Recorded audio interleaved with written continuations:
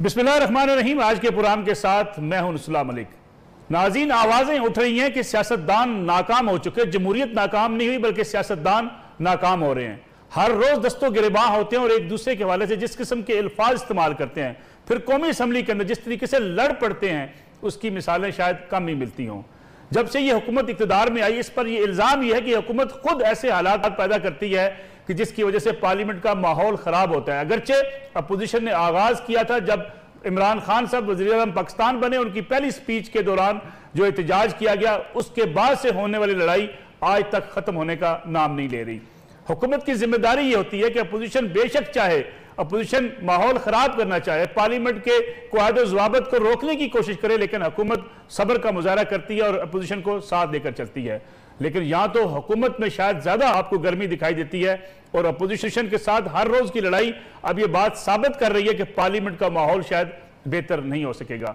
इसके साथ साथ हुकूमत और इलेक्शन कमीशन ऑफ पाकिस्तान आमने सामने हैं। हुकूमत जो तरामीम कर रही है, जो तरामीमी बिल मंजूर कर रही है इलेक्शन रिफॉर्म्स के हवाले से, उस पर इलेक्शन कमीशन ऑफ पाकिस्तान को शदीद तहफ़्फ़ुज़ात हैं, जिसका वो खुलकर इजहार कर रहे हैं। और वो ये कह रहे हैं कि बहुत सी ऐसी तरामीम आईने पाकिस्तान से मुतसादम हैं और माहिरीन ये समझते हैं कि ये अगर लड़ाई बढ़ती है तो इलेक्शन कमीशन ऑफ पाकिस्तान आईने पाकिस्तान की रूह से सुप्रीम कोर्ट ऑफ पाकिस्तान से रजू कर सकता है, जिसके नतीजे में ये तरामीम वापस लेनी पड़ेंगी।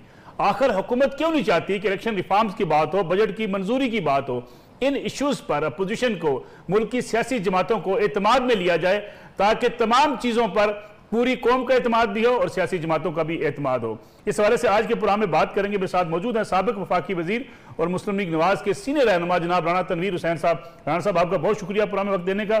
उनके साथ तशरीफ रखती हैं सस्सी प्लेजो, पीपल्स पार्टी की सीनियर रहनुमा है, और उनके साथ रुकन कौमी असम्बली पाकिस्तान तहरीक इंसाफ से आफ्ताब जहांगीर साहब हमारे साथ मौजूद होंगे। राना तनवीर साहब, हुकूमत बिल मंजूर कर रही है, हुकूमत इस्लाहात चाहती है, इलेक्शन रिफॉर्म्स, आपके तहफ़्फ़ुज़ात क्या हैं? इलेक्शन कमीशन ऑफ पाकिस्तान के तहफ़्फ़ुज़ात अपनी जगह पे, क्या सियासी जमातों को मिलकर एक ऐसा मैकेनिज्म नहीं बना लेना चाहिए जिसकी वजह से आम आदमी का भी एतमाद हो कि उसको जो वोट जिसको वो डाल रहा है उसी के खाते में जा रहा है और जो इलेक्शन है ये शफाफ होंगे?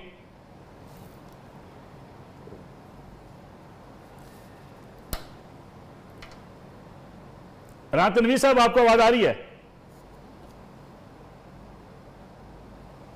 जी, मुझे कुछ बीच में कट के आ रही है, लेकिन कुछ मुझे समझ तो आई है। अगर मेरी आवाज क्लियर है मेरे ख्याल से, फिर मैं बात उस पर रोशनी डाल सकता हूँ जो आपने क्वेश्चन किए हैं।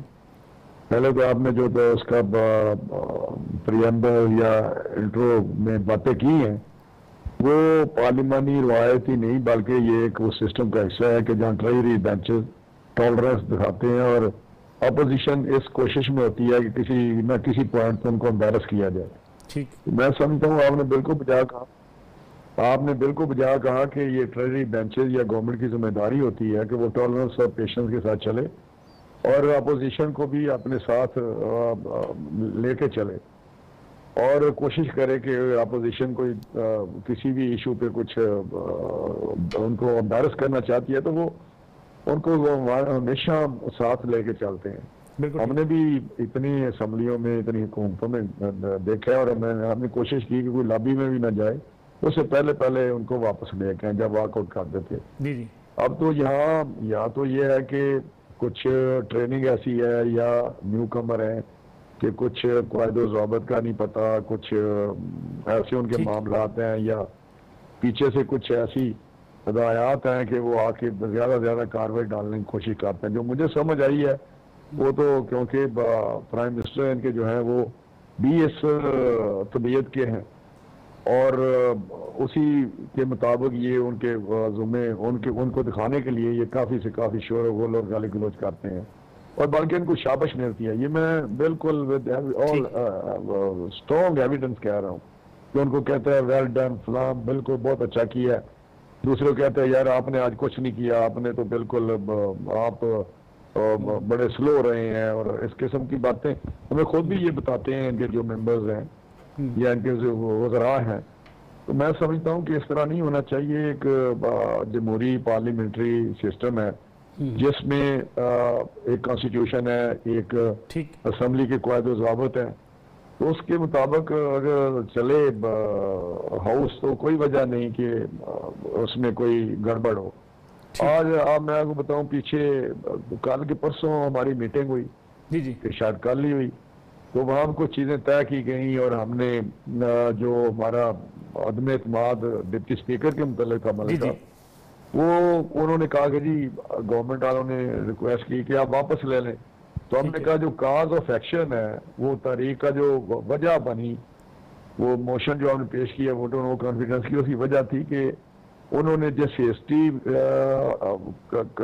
हिस्ट्री और इलीगल एक्शन, इलीगल लेजिस्लेशन कराई है डिप्टी स्पीकर ने, जी जी और ये तारीख का एक हिस्सा है असेंबली की तारीख का, 20 के 21 बिल वो निकलवा लिए बगैर, और कोई ना हाँ कह रहा था ना कोई ना कह रहा था, वो टकाटक लगे हुए थे। तो उन्होंने ये एग्री किया कि इसको रिव्यू करते हैं और उसमें कमेटी बनाते हैं और उसका तरीक़ाकार ढूंढे कि किस तरह रिव्यू हो सकता है। ठीक है। तो आज बाबर अवान साहब का मैंने पढ़ा कि उन्होंने कहा कि जी कोई ये हम विड्रॉ नहीं करेंगे और किसी सूरत में भी ये नहीं होगा। तो इस किस्म की इनकी जो चीजें हैं उनको मुझे नहीं समझ आ रही कि ये किस तरह लेके चलना चाहते हैं। अब उसका ये होगा कि अगर ये फिर वायलेट करते हैं अपने एग्रीमेंट, जिस तरह की इनकी आदत है, उन्होंने अपने वोटरों के साथ जो वादे किए थे वो इफा नहीं किए, उनके साथ भी इन्होंने जो बातें की थी उससे इन्होंने यू टर्न लिया। और इसी तरह जो हमारे साथ बातें करते हैं, ये जो बात है ना मलिक साहब, जी जी यार मेरी लंबी बात हो जाए, जो ये बात करते हैं ये बैठते नहीं है। हम लोग अपोजिशन वाले, हम इनके साथ बैठ के दो ढाई साल हम बैठते रहे हैं, लेजिस्लेशन पे बैठते रहे हैं, इनके सीनियर वज़रा बैठते रहे हैं, बात करते रहे हैं, फैसले करते रहे हैं। लेकिन जब फैसला एक हो जाता था, अगले दिन पता चलता था कि वो उसे बिल्कुल डेविएट कर गए हैं या पीछे हट गए हैं। कहाँ जाकर बताते थे, कहाँ जाके इनको कहा जाता था कि ये आप गलत करके आए हैं। तो हमने कहा कि यार एक क्लियर कट मैंडेट के साथ हमारे साथ आया करें, बैठा करें। तो फिर वो भी बात हुई, असद उमर साहब कहने लगे कि जी मुझे क्लियर कट मैंडेट मिला हुआ है, तो वो भी इसी तरह ही हुआ। तो मैं उसकी डिटेल में इतना ज्यादा नहीं जाना चाहता। तो यही बात जो आप समझते हैं कि इनके साथ बैठ के कोई इलेक्टोरल रिफॉर्म्स की बात की जाए, उसमें मलिक साहब बड़ी सीधी बात है। जी जी आप एक टेबल करते हैं, पहले अगर आप समझते हैं कि हम नहीं बैठते इनके साथ, जो कि गलत है, हम बैठते हैं, हमने अपनी अमेंडमेंट्स। ठीक है, मैं वापस आता हूँ साहब आपकी तरफ। जी जी हमने रिफॉर्म्स लाए थे। ठीक है। अब मलिक साहब जब मैं एक सिर्फ लास्ट पे कहना चाहता हूँ, जब हम रिफॉर्म्स लाए थे इलेक्शन लॉज में पिछले टर्न्योर में, तो उस वक्त पीपल्स पार्टी 100% ऑन बोर्ड थी। ये अलवी साहब हैं इनके प्रेसिडेंट, या शफकत महमूद साहब हैं, या जो 2-3 आते थे, उनसे पूछे कि क्या उन्होंने जो कहा था, जहां कंसेंसस हुआ वही इनकॉर्पोरेट की गई, बाकी कोई चीज इनकॉर्पोरेट नहीं की गई जो पिछले रिफॉर्म्स हमने अपने टर्न्योर में की। मैं आता हूं वापस आपकी तरफ वापस आता हूं नाना साहब। जी जी जी जी आफ्ताब जहांगीर साहब, आप अपोजिशन को साथ बिठाने को तैयार क्यों नहीं है? अभी राणा साहब कह रहे हैं हम हर मौके पे, हर अमेंडमेंट पे साथ बैठने को तैयार थे, इलेक्टोरल रिफॉर्म्स के हवाले से हम आपके साथ कमेटी में जाने को तैयार थे, रिव्यू का वादा किया, हुकूमत फिर उससे मुकर गई। आखिर मसला क्या हुकूमत को?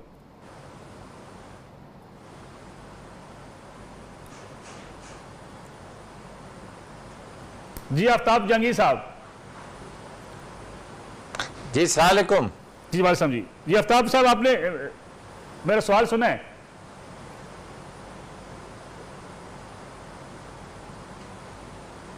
आफ्ताब साहब को गालबन कुछ सही आवाज नहीं जा रही। सची प्लीजो साहब, मैं आपकी तरफ आता हूं। अभी जो बात हुई, राना तनवीर साहब ने कहा अपोजिशन के साथ हुकूमत बैठने को तैयार नहीं है, बातचीत करने को तैयार नहीं है, फिर तो ये तासर फैलता चला जा रहा है कि सियासतदान नाकाम हो रहे हैं। बहुत शुक्रिया। अभी मैंने तो किसी का व्यूज नहीं सुने, अभी मैंने ज्वाइन किया है। जी जी शायद कोई टेक्निकल फॉल्ट है स्काइप में या वो नहीं हो पा रहा। लेकिन जो सवाल है आपका, उस हवाले से मैं ये जरूर कहना चाहूंगी कि पार्लियामेंट में जो है वो जो भी अभी तक प्रैक्टिसेस हुई हैं, खासकर लेजिस्लेशन के हवाले से, जी जी पीटीआई की शुरू दिन से ये कोशिश रही है, या तो ऑर्डिनेंस कोई सिस्टम हो, या तो अगर लेजिस्लेशन मजबूरन करनी भी पड़े तो वो वन साइडेड हो, जल्दबाजी में हो। स्टैंडिंग कमेटी में भी आपने देखा लास्ट टाइम जो बिल आए थे 12 मिनट 11 मिनट इसमें इस तरह। ये तो बड़ा ही जो खुद इलेक्शन कमीशन कह रहे हैं, ये बिल इलेक्शन कमीशन के हवाले से, रिफॉर्म्स के हवाले से आए हैं, दो जो ये जो ओवरसीज के हवाले से और जो है आपके ईवीएम के हवाले से, ये देखें, ये एक आपकी बुनियादी पॉलिसी में चेंज है और उसमें आपका जो तरीक़ेकार और ये इलेक्शन कमीशन आईनी इंडिपेंडेंट बॉडी आपकी, जी जी, उस हवाले से उनके एतराज़ात जो है वोटर रजिस्ट्रेशन से लेकर ईवीएम से लेकर ओवरसीज के हवाले से वो बड़े ही अहम है और उसमें आप उनके वो चीज़ सुनेंगे ही नहीं जो डायरेक्ट तसादुम में है आइन के साथ। उसमें पार्लियामेंट्री कमेटी में जितनी भी सेनेट में मीटिंग्स हुई जिसको मैंने प्रिसाइड किया, जिसमें ये आखिरी भी मीटिंग जो मैंने की थी वो सुप्रीम कोर्ट ने हमें डायरेक्टिव दिए थे, इंस्ट्रक्शंस दी थी कि ओवरसीज के हवाले से पार्लियामेंट क्या कहती है, तो वो हमारे पास आया। उसमें इलेक्शन कमीशन ने आकर हमारे सामने दुआइयां दी कि भाई जो पायलट प्रोजेक्ट था उसकी रिपोर्ट ही ये पीटीआई की हुकूमत पेश करने के लिए तैयार नहीं है। 3 सालों में एक भी इलेक्शन कमीशन की रिपोर्ट उन्होंने पेश नहीं की है और ये बड़ी हसास नोयत की। उन्होंने कहा कि कैसे जो पायलट प्रोजेक्ट में भी उसमें वियतनाम से कुछ लोगों ने हैक करने की कोशिश की और वो सिस्टम यानी वो सिक्योर नहीं रहा, नहीं था। और फिर वो जो ईवीएम के हवाले से भी दोनों पार्टीज के हर कोई चाहता है एक अच्छा और सिस्टम ऐसा हो जिसमें बिल्कुल भी धांधली प्रूफ हो, लेकिन बात यह है कि उसमें जल्दबाजी में ये चीजें नहीं होती। खास करके जो इलेक्शन कमीशन की जो बात है, आप आइन के खिलाफ कैसे जा सकते हैं, उसमें लेजिस्लेशन होनी है तो उसमें बाकायदे प्रॉपर तरीके से ये चीजें रोज रोज नहीं होती, ये होती है आपकी, मैंने कहा ना, बुनियादी खदोखाल में आप जो है उसमें we try to bring about any change, obviously we need to sit together.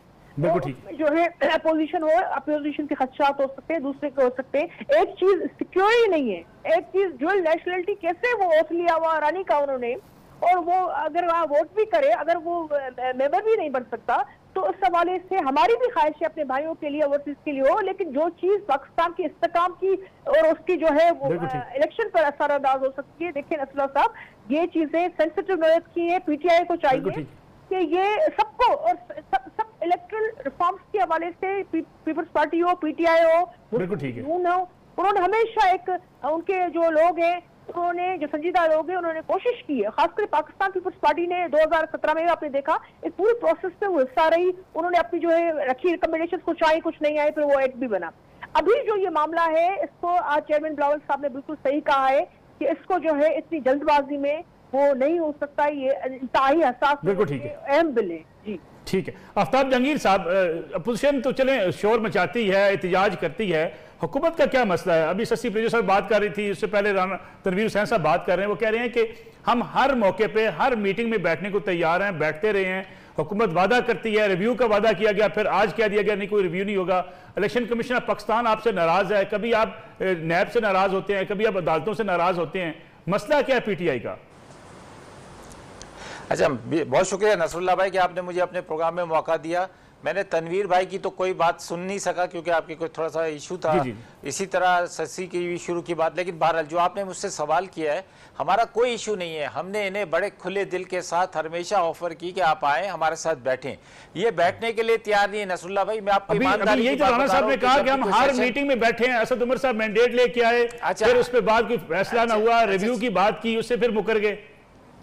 अच्छा नसरुल्लाह भाई मेरी बात सुन लें, ये हर हमेशा ये होता है कि जब इजलास शुरू होने से पहले स्पीकर के कमरे में जाते हैं, वहाँ जाके कोई असूल और सवाबित तय किए जाते हैं कि इस तरह सेशन को चलाएंगे, लेकिन बाहर आने के बाद उसके बरक्स हो जाता है, जो अंदर तय करके आते हैं उसके बरक्स हो जाता है। अच्छा, इसी तरह मतलब फॉर एग्जाम्पल अभी बात कर रहे हैं कि जी हम रिव्यू के लिए हमने बात की है और 6 आदमियों की कमेटी बनने की बात हुई है कि 6 आदमी इनकी तरफ से होंगे, 6 आदमी हमारी तरफ से होंगे और वो बैठ कर ये रिव्यू करेंगे। ये नहीं कहा गया कि जी हम उसको अगर उसमें कोई चीज़ कमी कोताही कोई खामी कोई ऐसी चीज़ नज़र आएगी तो यकीनन उसको बिल्कुल देखा जाएगा, इसमें कोई दो राय नहीं है। क्योंकि जो बात स्पीकर साहब ने की है, मैं ये समझता हूँ कि स्पीकर साहब को उस बात को ऑन भी करना चाहिए, ये मेरी अपनी ज़ाती राय है, मैं अपनी राय देने का पाबंद हूँ। है कि अगर स्पीकर साहब ने हमारे सामने भी ये बात की है तो बिल्कुल उसको रिव्यू करना चाहिए।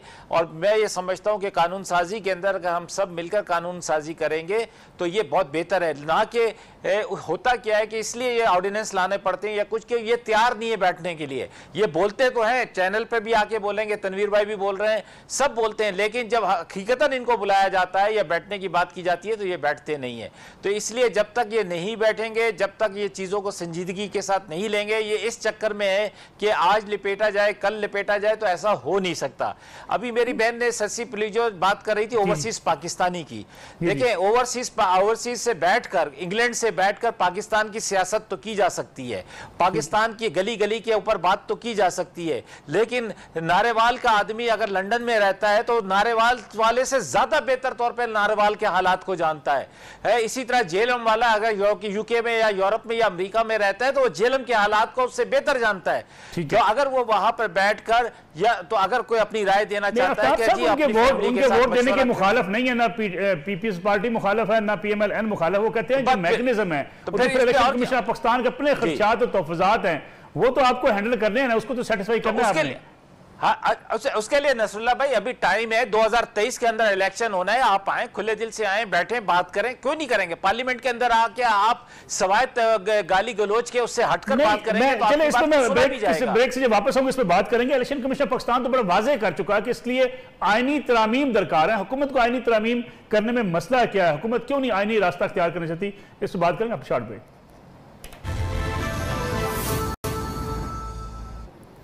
पुरान एक बार फिर खुशामदीद। राना तनवीर हुसैन साहब, एक एतराज हुकूमत की तरफ से आप पर यह होता है कि अपोजिशन अगर तावन नहीं करेगी तो कोई आईनी तरमीम हो नहीं सकती, इसलिए उन्हें बिल मंजूर कराने पड़ रहे हैं, इसीलिए उनको लग रहा है कि इलेक्शन कमीशन पाकिस्तान के साथ उनकी लड़ाई बढ़ती चली जा रही है। लेकिन अगर अपोजिशन तावन करे और आईनी तरामीम की जा सकें तो इलेक्शन को शफाफ बनाने के लिए कानून साजी हो सकती है। मलिक साहब, मैं थोड़ा सा वाज़ेह करना चाहता हूँ 2-3 चीज़ें। एक तो जो लेजिस्लेशन कंसेंसस से हो वो बेहतरीन लेजिस्लेशन होती है, ठीक, लेकिन जो आम लेजिस्लेशन है अगर आप मेजॉरिटी से भी पास करें तो उस पर कोई इतना ज़्यादा नहीं होता। ठीक है, आपका एक मंशूर है, आप अपने मंशूर के मुताबिक लेजिस्लेशन कर रहे हैं, लेकिन ऐसी लेजिस्लेशन जिसमें सारे स्टेक होल्डर्स, ये इलेक्शन की ऐसी लेजिस्लेशन है या अमेंडमेंट्स हैं या रिफॉर्म्स हैं जिस पे हर पॉलिटिकल पार्टीज को ऑन बोर्ड होना चाहिए और उनको करना पड़ेगा। और सबसे बड़े स्टेक होल्डर वो हैं जिन्होंने फेयर एंड फ्री इलेक्शन कराना है, वो है इलेक्शन कमीशन ऑफ पाकिस्तान। उनका भी इनपुट सबसे ज़्यादा ज़रूरी है उस अदारे का जिसने उस वक्त तो हमने तो इलेक्शन सब ने लड़ने हैं, वो अदारा जिसने अपनी एक जिम्मेदारी निभानी है फेयर एंड फ्री इलेक्शन पे, उसने देखना है कि कौन से लॉज ऐसे बने जिसके तहत मैं फेयर एंड फ्री इलेक्शन कराऊं। तो ये जो रिफॉर्म्स हैं, जो रिफॉर्म्स के नाम पे, इलेक्टोरल रिफॉर्म्स के नाम पे जो लेजिस्लेशन हो रही है, वो किसी सूरत में भी अगर इस तरह ये कर लेते हैं तो इनका क्या ख्याल है कि वो कंट्रोवर्सी जिसका ये बनाते हैं नैरेटिव या बुनियाद बना रहे हैं इस रिफॉर्म्स की कि जी एक क्वेश्चन खड़े हो जाते हैं हर इलेक्शन पे कि धांधली हुई है, तो क्या उससे बच जाएंगे? ये सारी पॉलिटिकल पार्टीज जो इसके बाहर हैं इस लेजिस्लेशन के प्रोसेस से, और वहाँ वो किस तरह कहेंगे ये फेयर इलेक्शन हुआ है।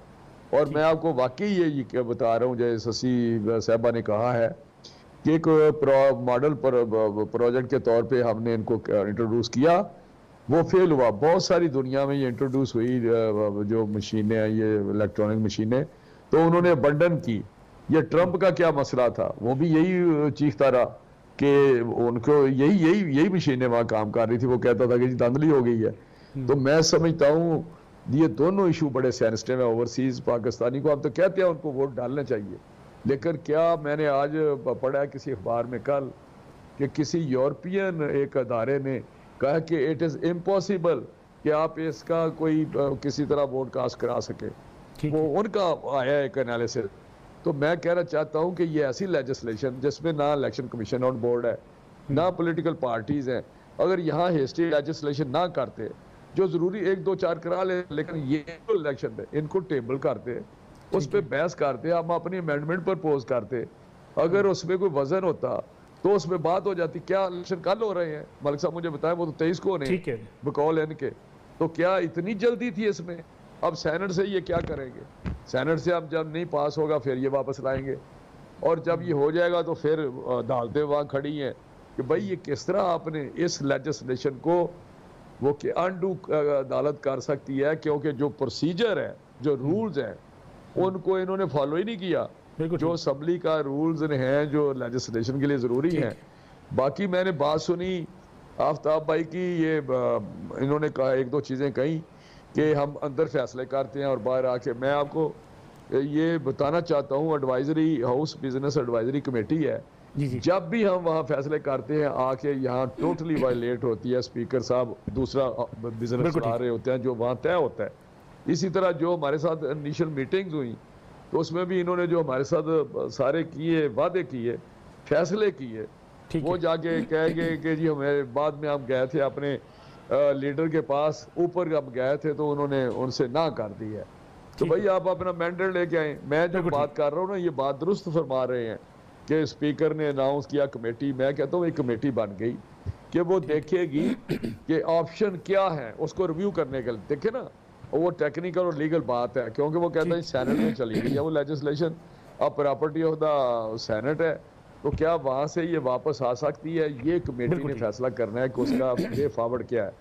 आज मैं तो कह रहा हूँ कि इनके जो बाबर साहब थे वहाँ पे, क्या उसका अवान, वो बैठे हुए थे, तो उन्होंने ये तजवीज़ दी थी कि ऐसे कर लिया जाए, तो आज वो कहते हैं कि वो लेजिस्लेशन कभी भी विड्रॉ नहीं होगी। ये ऐसी शरारतें हैं जो माहौल ख़राब करती हैं। जिस तरह बिलावल साहब ने, मलिक साहब स्पीच की, बड़ा अच्छा माहौल था, और बिलावल साहब ने स्पीच की, बाद में इनके एक वज़ीर उठे, मैंने उनकी बातें सुनी है, वो बस जिस तरह भी की है, मैं नहीं उस पर कमेंट करना चाहता उनके आगे पीछे की, लेकिन उन्हें ऐसी बातें, वो बिलो द बेल्ट हमेशा बात करते हैं, हमेशा वो उनको तो ना ये है कि यार शहबाज साहब बैठे हुए हैं, वो शहबाज साहब पे ही बरस पड़ते हैं, जिनकी वजह से आप वो सारी सारा माहौल खराब होता है। मैं आता हूँ आपके राणा साहब, थोड़ा सा प्रोग्राम का वक्त जरा मुख्तार है। आफ्ताब जंगीर साहब ये बताइएगा, जो अभी राणा साहब बात कर रहे हैं एक आईनी तरमीम के हवाले से, क्यों आपको जरूरत क्यों महसूस होती है कि क्लैश की कैफियत हो? इलेक्शन कमीशन ऑफ पाकिस्तान अब बजाय लगता है कि हुकूमत और इलेक्शन कमीशन आमने सामने आन खड़े हुए हैं।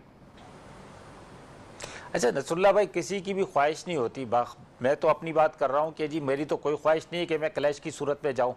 मैं ये समझता हूँ कि हमें जो काम पार्लियामेंट, अच्छा नहीं देखिए नसरुल्लाह भाई, मैं ये जो भी इस किस्म के काम होंगे वो पायदार नहीं होते, ये हकीकत है कि आप जब कानून साजी कर रहे हैं, मुल्क की कानून साजी कर रहे हैं, आज अगर फॉर एग्जांपल हम उसको नहीं, मैं आज हम फॉर एग्जांपल इसको इम्प्लीमेंट कर भी लेते, कल 2023 के बाद अगर हमारी हुकूमत नहीं आती तो जो आने वाली हुकूमत है वो उसको वो कर देगी।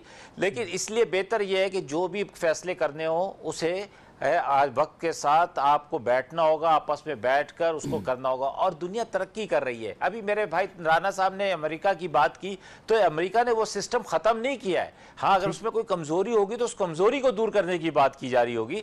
इसी तरह हमें भी अब आगे की तरफ जाना चाहिए, हमें भी वो सारे काम करने चाहिए, क्योंकि 2013 का इलेक्शन आपके सामने नसरुल्लाह भाई, सारी अपोजिशन की पार्टियां उस वक्त कह रही थी धांधली हुई है, 2018 के अंदर कह रहे हैं कि जी धांधली हुई है, उससे पहले के इलेक्शन कह रहे हैं धांधली हुई है। तो क्या हम धांधली से निकलेंगे? नहीं, उसके लिए हमें कुछ ना कुछ तो करना पड़ेगा, हमें कोई ऐसी चीजें करनी पड़ेंगी, ऐसी बेहतरी लानी पड़ेगी। जिम्मेदारी आफ्ताब साहब हुकूमत के ऊपर है ना, आप सारे तरमीम आप कर रहे हैं, हम तो कोशिश कर रहे हैं, लेकिन अब देखें जी हम तो कोशिश कर रहे हैं, और मैं ये समझता हूं कि देखें अभी 2023 तक है, अगर ये इस पे बैठ जाए और कहे कि जी हाँ ठीक है हम इस पे बैठते हैं, इस पे इलेक्शन कमीशन भी शामिल हो जाए, सब शामिल होकर इसको बेहतरी की तरफ ले जाते हैं, क्योंकि आजकल टेक्नोलॉजी का ज़माना है, ये बहुत कोई मुश्किल काम नहीं है, चीज़ें बेहतर से बेहतर हो सकती हैं, तो उसमें किया जाए तो कोई हर्ज नहीं है। कम से कम ये तो एहसास होगा कि यार ये इलेक्शन हुआ है, फेयर हुआ है, और तो मैं ये समझता हूं कि वो ये बहुत जरूरी है, वरना ये इसी तरह चलता रहेगा जो मामला। ठीक है शशि प्लेजर साहब, ये बताइएगा कि जो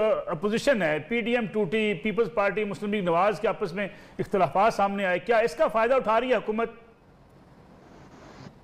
देखिए मुझे नसरुल्लाह साहब, मैं ज़रूर इससे पहले बात करूंगी कि आज चेयरमैन बिलावल भुट्टो जरदारी साहब ने तो सियासी तनकीद की और अपने पार्लियामेंट्री नॉर्म्स को सामने रखते हुए प्रैक्टिस को, जो पार्लियामेंट्री लीडर का हक होता है बजट में स्पीच करने का, वो उन्होंने बड़ी ही फैक्ट्स के साथ ज़बरदस्त सुलझी हुई स्पीच की।